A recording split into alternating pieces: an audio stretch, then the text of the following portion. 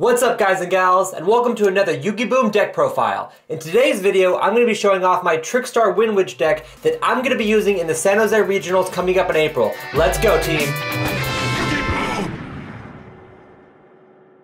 This deck is a whole lot of fun. I used to keep this deck pure Trickstars, but after playing in the regionals last January in San Jose, I realized that what this deck was really lacking is a boss monster. You needed some protection from attack, you needed some protection from your opponent's monster effects, and that's why I really appreciate the Windwitch engine in this deck. It makes it a little more consistent in winning, but also it makes it just a little bit more powerful overall. So let's dive right into the monsters, guys. We run 1, 2, 3 Trickstar Candinas. She is the searcher of the deck. She's the level 4 Trickstar monster. She also has 1800 attack, which makes her pretty powerful for picking off some of your opponent's monsters and to just keep beating down your opponent. Ultimately, it's not the best burn card because it only does damage when the opponent activates spells and traps, but it's still a really powerful card, and being able to search any Trickstar card is still extremely valuable. So 3 Candinas. We run 1, 2, 3 Trickstar Licorice. Really like this card because of the effect to get it on the field. All you have to do is bounce a Trickstar monster back to your hand, and this card can special summon into another zone. This card is also the one that burns your opponent every time they add a card to their hand. So you play this card, they draw 1 card, that's 200 damage. If you have Light Stage, that's another 200 damage. Plus, if you activate Trickstar Reincarnation, they're going to take another 1400 damage if you have Light Stage as well, and this card on the field. So Licorice is definitely a 3 of in the deck. If you're going to play Trickstars, definitely have 3 Licorice. We run 1 Trickstar Lilybell. I used to play this card at 2. I thought for some reason that this card was more beneficial at 2 in the deck for link summoning. I thought you'd summon Candina, get a Lilybell out, then maybe play a Light Sage and get Lilybell out on a different way or maybe on another turn. But ultimately, only one of those won because it helps you later on with one of the combos I'll show you. But it's a really good, powerful card. It can attack directly, so your opponent's life points can get dinged 800 times each time. And when it does, when it attacks, when this card inflicts battle damage to your opponent, you can target 1 Trickstar monster in your graveyard and add it to your hand. So attack directly, inflict that damage, and return a Trickstar card. Return Trickstar Licorice, and you can bounce this card back to your hand, summon this card, and then you can attack again with Licorice, still in battle phase. So Lilybell's great, but you only need 1 of. Don't try 2 of unless you have some great strategy. If you have a strategy for more than 1 Lilybell in the deck, please leave it down in the comments below. I'd love to hear about it. So 1 Lilybell. Now we're going to talk a little bit about Windwitches here. So we run 1, 2, 3 Windwitch Icebell. She is the one that allows to special summon a Windwitch monster from the deck. So ideally you'll open with her. You'll special summon her because you have no cards on the field. That'll be your first move hopefully in terms of monster play. So 3 Icebells just to start off the combo. Icebell also burns. So you can play Icebell, burn your opponent for 500. And it's in Trickstars. I really appreciate the fact that Windwitches burn as well. Because sometimes at the regionals I was playing, I would have my opponent down to only 700 life points by the time I did everything. And I'd still lost just because I couldn't get over anything and because I couldn't burn them anymore. So the Windwitch aspect of the deck really makes it a little more powerful for burning your opponent, but also to get into that Crystal Wing, which I'll show you in a second. So 3 Icebells, 2 Glassbells. Glassbell is the one that allows you to search the hand. I love Glassbell. Originally I loved Icebell, but Glassbell kind of be a little more powerful. You get Icebell on the field, right, for example. You use its effect, activate its effect. When you activate its effect, you grab Glassbell. Your opponent may Ghost Ogre this bad boy. That's fine, Ghost Ogre. And then when this card's on the field, just get an Icebell from the deck again. Don't go for obviously the Snowbell. Get the Icebell back so you can set up your play on the next turn. So Glassbell is pretty strong. Let me get my monsters back out here now that I'm getting all disorganized. 2 Glassbells, and then we had 1 Snowbell. Snowbell is the one that makes the unstoppable Crystal Wing. Specifically it says, a wind synchro monster that was summoned using this card as a synchro material cannot be destroyed by your opponent's card effects. So your Crystal Wing can't be Darkhold, it can't be Regeki'd, also your opponent's monster effects can't target it to pop it or anything. So this is the Windwitch engine as a whole right here. You run 3, 2, 1. There's really nothing to change on this. I highly recommend the 3-2-1. Plus, I love the Windwitch deck the Windwitch engine in this deck because when I've side, I can just take out all 6 of these cards for traps, and I still have a pure Trickstar deck, which is really powerful. So I can run my evenly matched, I can run my hand traps, and I will show you guys the entire side deck at the end of this profile as well for that upcoming regional. So this is a very competitive deck, a very competitive deck profile. So that's our Windwitch engine. Let's move these guys down here, get these out of here. Up next, we run 2 Eater of Millions. Eater of Millions is a very strong card. It just allows put more pressure on the board. It allows you to banish your opponent's cards, which is really powerful when Trickstars can't really get over anything too big or any type of boss extra deck monsters. Gotta love Eater of Millions. We run 2. Also, with this deck, you run a lot of Link monsters because we run Scapegoats. So you can get rid of those guys easily to get Eater of Millions on the field and not really be hindered by losing some of your extra deck, because if you don't pull in a Scapegoat, if you don't draw in a Scapegoat, then you don't have need for a lot of those Link monsters anyways. 2 Eater of Millions. 1, 2, 3 Droll and Locks. So obviously this is to get the lock off on your opponent. I will show you how to do that at the end of this video. The Droll and Lock bird basically stops your opponent. Once your opponent adds a card to their hand, it stops your opponent from adding any more cards to their hand for the rest of the turn. So this is really beneficial for Trickstar Reincarnation. I only run Droll and Lock instead of Ash as well in the main. I run Ash on the side because I like to see what my opponent is playing before I go up against them. I played a lot of World Chalice in the my last matchups at the regionals, and Droll and Lock was... Oh, I'm sorry, Droll and Lock plus Ash Blossom just made my deck really cloggy. You know, when you were playing World Chalice, they special summon all the time, but they're not necessarily special adding cards from the hand to the deck. Ash Blossom can stop a little bit, but it can't stop Venus. It can't stop a lot of the cards that really help, really help World Chalice. So just 3 Droll and Locks for now in the main. That's all you need. Please switch it up if you need, but definitely 3 of these no matter what for Trickstar Reincarnations. So we got 3 Droll and Locks, and then Ghost Ogre and Snow Rabbit. Still my favorite hand trap. I really like being able to just destroy a monster, not just stalling your opponent with Ash Blossom. 3 Ghost Ogre and Snow Rabbits. It is a tuner as well, so there is some synchrony in the deck, but we don't really rely on this guy too much on being a tuner because we don't run a lot of synchro cards other than the Windwitch cards, Windwitch cards plus the Clear Wings and the Crystal Wings, which I'll show you guys in a second. Alright guys, moving on to the spells, we run 1, 2, 3 Trickstar Light Stage. This card is insanely powerful just as a field spell. It allows you to search a Trickstar monster, so it's not like Candina. Oh, I threw Candina. Candina here allows you to search any Trickstar card. Trickstar Light Stage only allows you to search out a Trickstar monster. So ideally you'll start with Trickstar Light Stage, get Candina, summon Candina, and then get Reincarnation. But Light Stage also has a great secondary effect. You can target one of your opponent's back rows, one of their set spells and trap cards, and they can't activate it for the rest of the turn. They can't activate it in response if they wanted to, but often if it's a Solemn Strike, you open with this, you lock down that Solemn Strike, and they can't activate it till the end phase. Plus, they have to activate it at the end phase. So 3 out of 5 times at my last regionals, I predicted a Solemn Strike, I got the Solemn Strike, and the opponent had to waste it at the end phase because it was just had to be discarded anyways because it couldn't be activated. This card is extremely powerful. Love Trickstar Light Stage, and plus it adds that extra burn damage to your opponent. So every time Licorice burns, boom, another 200. Every time Candina burns, boom, another 200. And then finally, every time Lilybell even burns, boom, another 200. Light Stage is a super powerful card for all Trickstar decks no matter what, and just a super powerful field spell in general. To go along with Light Stage, we run 1, 2, and 3 Terraforming. Terraforming just gets you Light Stage faster. You gotta run 3 in this deck to get to it as quick as you can. Try to reduce it down to 1 if you like if you don't necessarily rely on the field spell that much, but this deck relies on the field spell so well that I highly recommend 3 Terraformings, not Terraformings, Terraformings, and 3 Trickstar Light Stages. So that's up for the field spell support. 1, 2, 3 Scapegoats. This is purely for links and protection. A couple times this actually saved me from getting OTK'd with having a Scapegoat on the field. I still lost, but at least I had the OTK prevention there that one turn. It allowed me to at least try again. Hopefully I drew into that dark hole, but I didn't, unfortunately, last time I had played this deck. But Scapegoat is still really powerful to get into links. It's basically a 1-card way to get into Borreload. It's a 1-card way to get into Firewall. It's a 1-card way to get into a lot of the other link monsters. And just to keep having presence on the board. Scapegoat is a really powerful card in today's format, and until it gets limited or banned, which I'm pretty sure it will at least get limited or semi-limited, I love Scapegoat, and I'll keep playing it till it's done, till the Konami comes after it.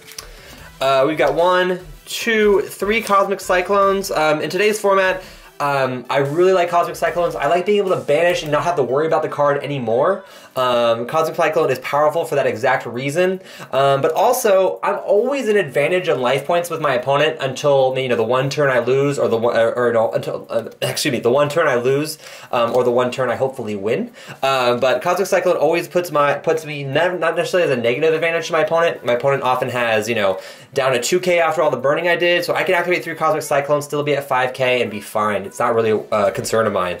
3 Cosmic Cyclones, gotta love it. You could run Twin Twisters, but I really enjoy having a lot of the cards in hand that I need, and there's not a whole lot of synergy from sending cards to the graveyard in this deck. So 3 Cosmic Cyclones. 2 Pot of Desires for draw power. Because we run 3 of a lot of the cards in the deck, Pot of Desires isn't that bad.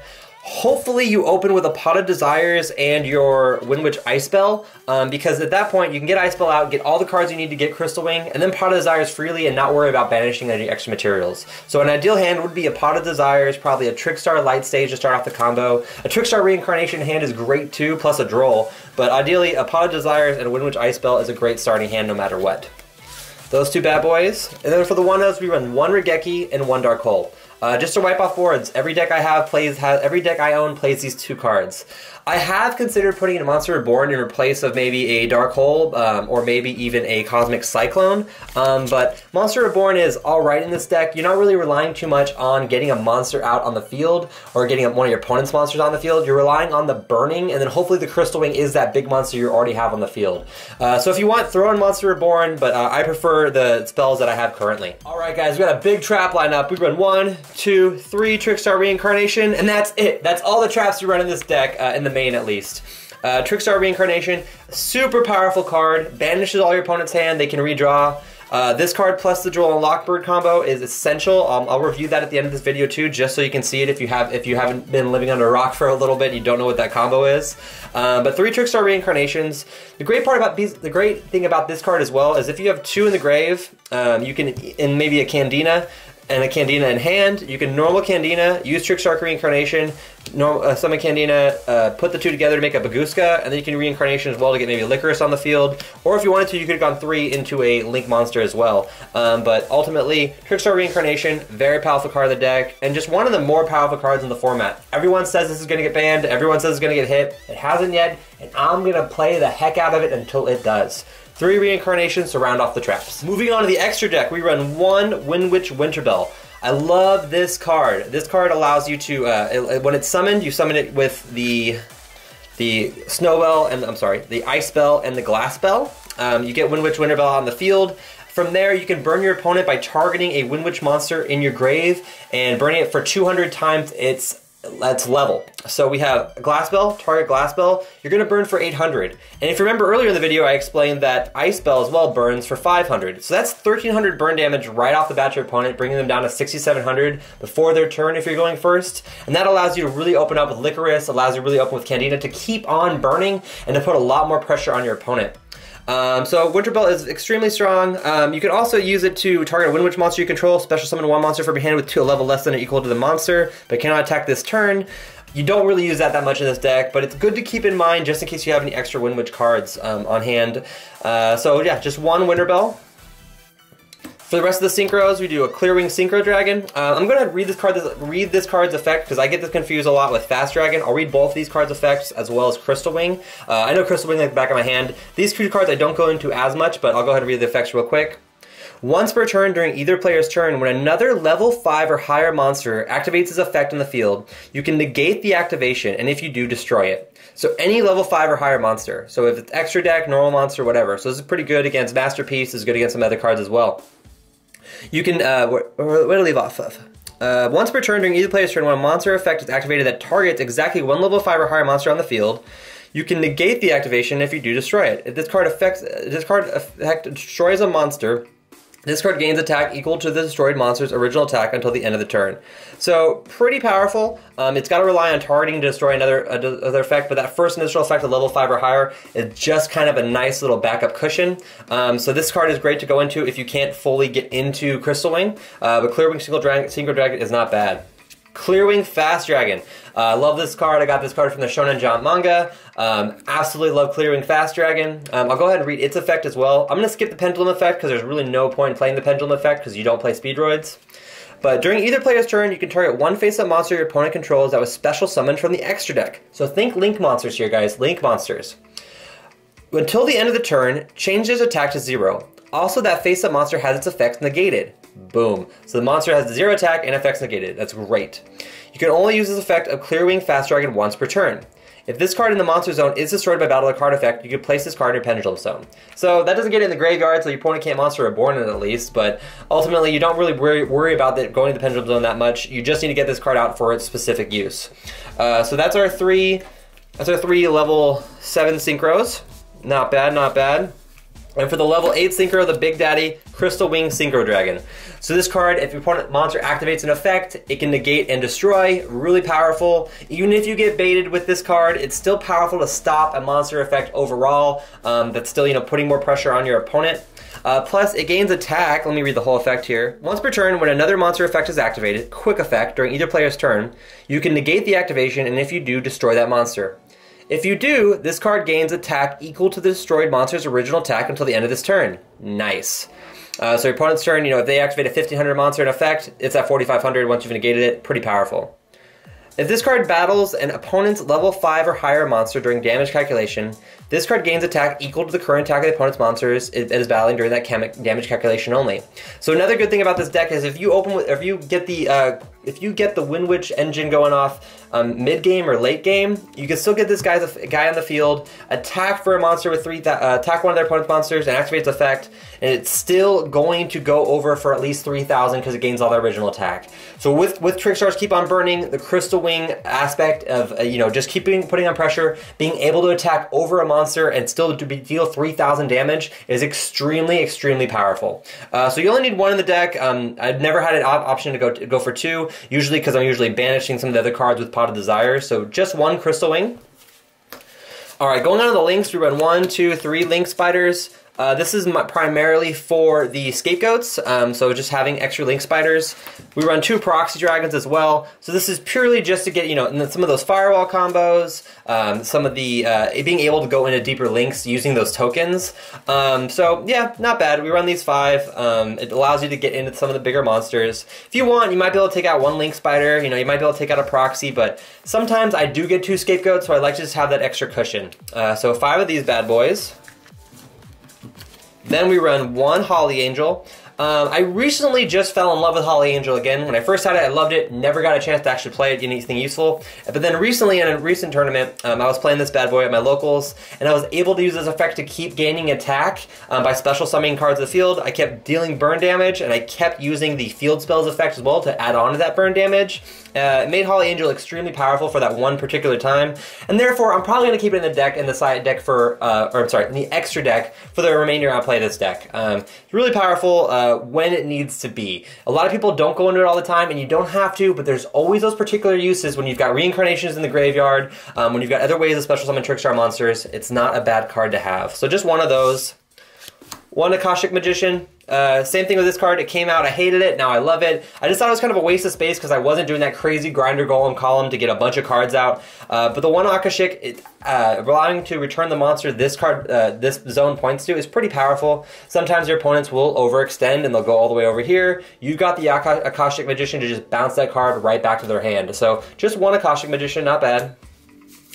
1 Decode Talker, just to open up for links. Also, having Decode Talker and activating Scapegoat is really powerful because now you've got him at 3,300 because you've got all the zones filled up for Scapegoats. Or I'm sorry, for the 5 zones, including the 2 it's pointing to.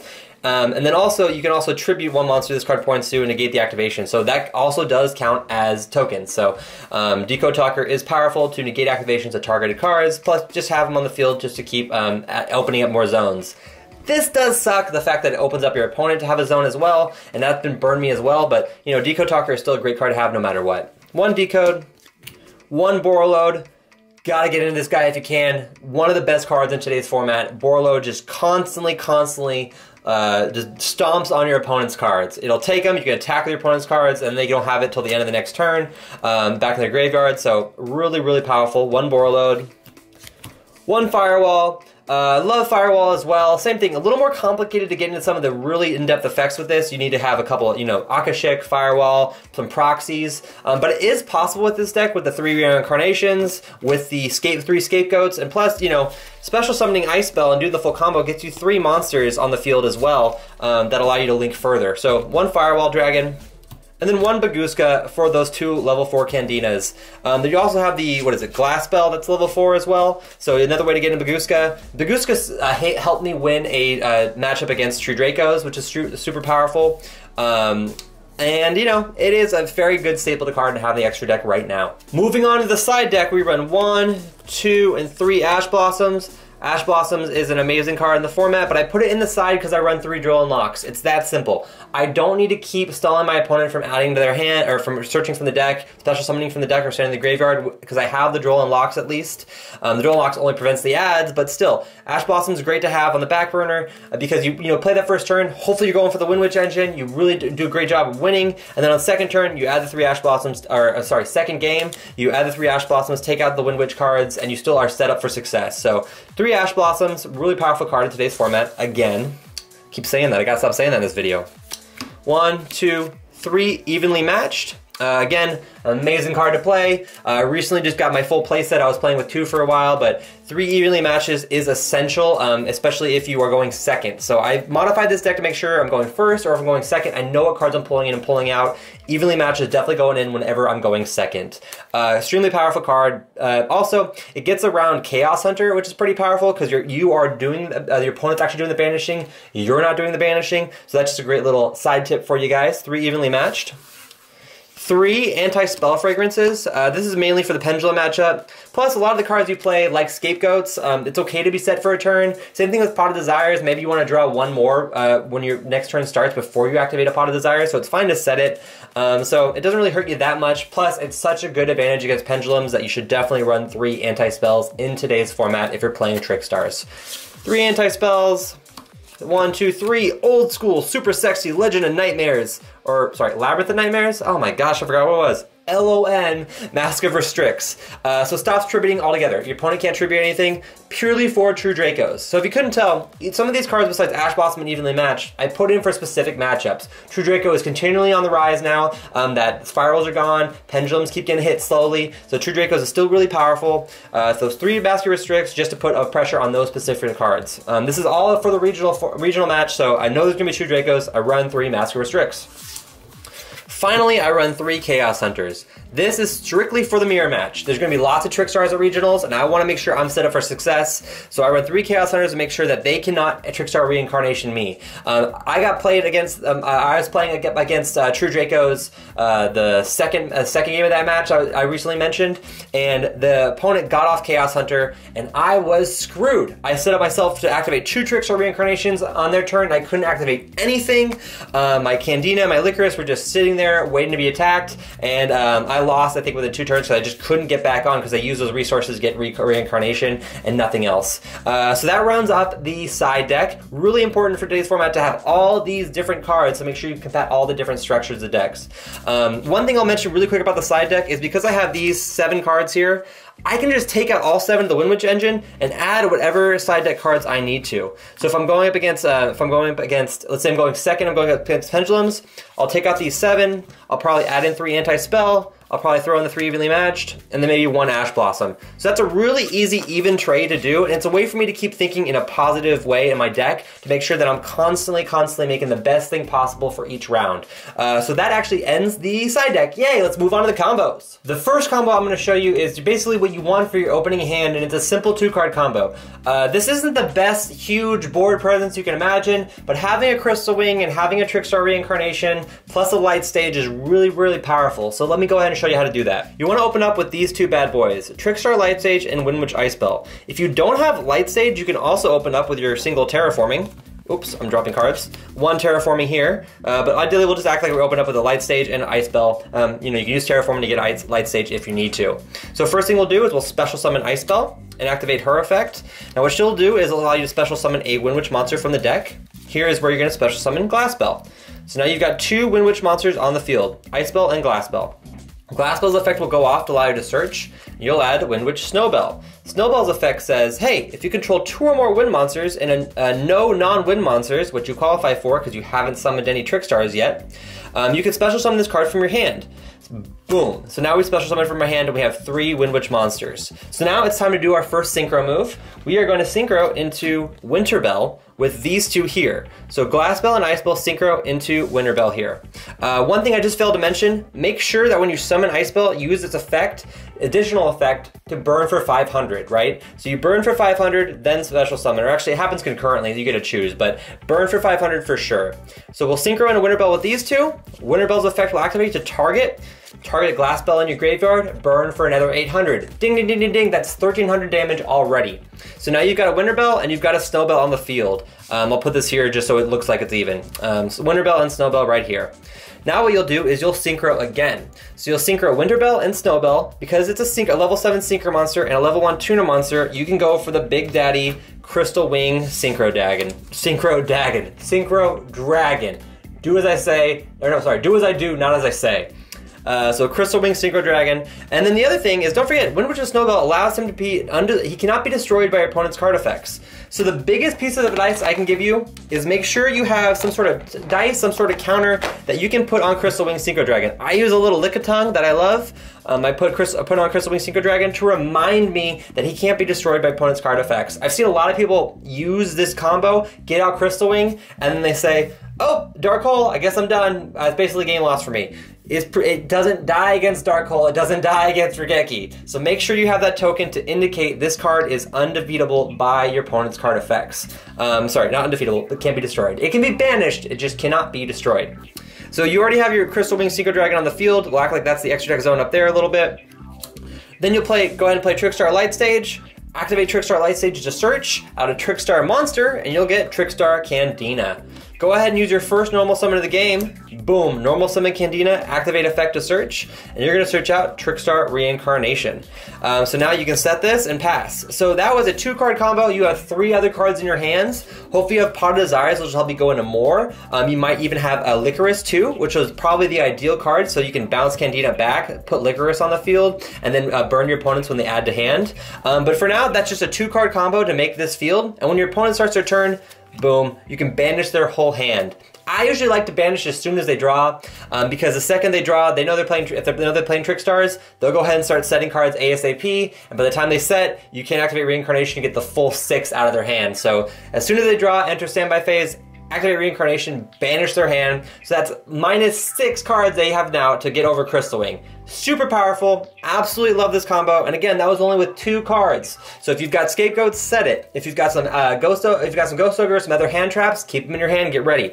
So that is the basic Crystal Wing combo. This next combo is a 3-card combo. It's to show you how to get the lock off on your opponent with Droll and Lock and Trickstar Reincarnation, utilizing these 3 cards.